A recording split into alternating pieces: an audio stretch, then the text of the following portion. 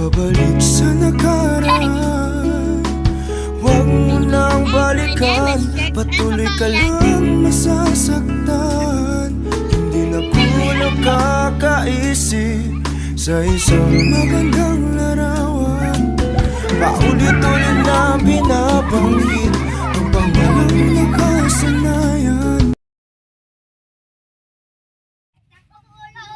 Clarice! Clarice, halika dito. Ano po, Nay? Clarice, wala na tayong pera. Wala na tayong makakain. Sige lang po, kaya ko lang lahat. Hindi, bata ka pa. Kailangan kita iwan sa tita mo dahil magtatrabaho ako sa Maynila. Sige po. Sorry, Clarice.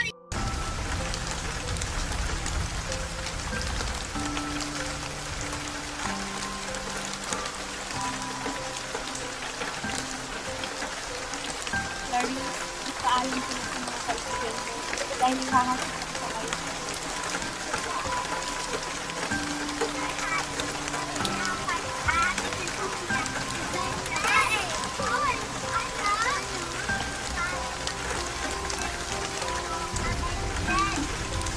Magpaalam na ako sa inyo kasi uwi ako ng Cebu. Mamimiss ka namin. Wala na kita cut breath.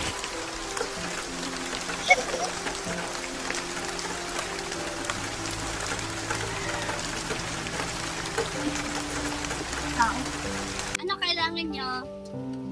Dito po ako mapupuyo. Iiwan ko sana sa'yo si Clarice dahil pupunta ako sa Manila maghahanap ng trabaho. May bayad ba? Oo, magpapadala ako bawat buwan sa'yo. O sige. Pumunta ka na, Clarice.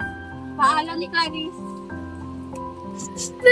Maging mabuti ka.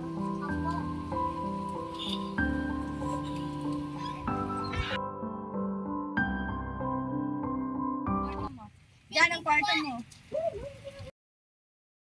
Mamimiss ko na si ate. Ako na si Dennis. Ako rin na. Sige, tatawagin natin siya. Kaya. Tawagin na natin si Dennis. Hi, Dennis. Hello.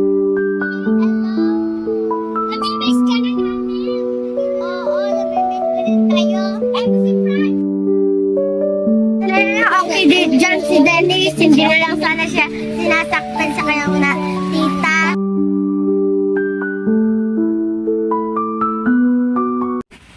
Ay, tapos na rin. Oh, ito, pagkain mo. Kumain ka na. Opo, tita. Busog ka na.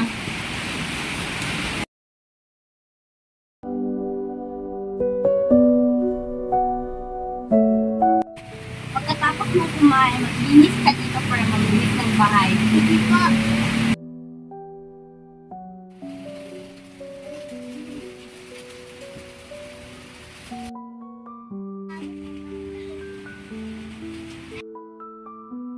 Tawagin natin si Daddy. Sige.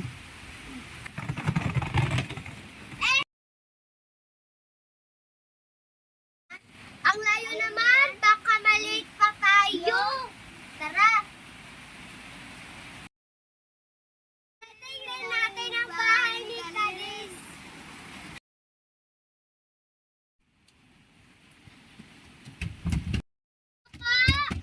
Ano nandyan? Nangahanap sa hindi kami kay Clarice. Bakit yung hinahanap si Clarice? Magbibisita lang po kami dito tsaka magbabakasyon. Babakasyon, ang liit na ng bahay namin dito pa. Sige, sige, gagawin namin lahat. So mag-rent ka lang kayo dyan sa mga sa baba.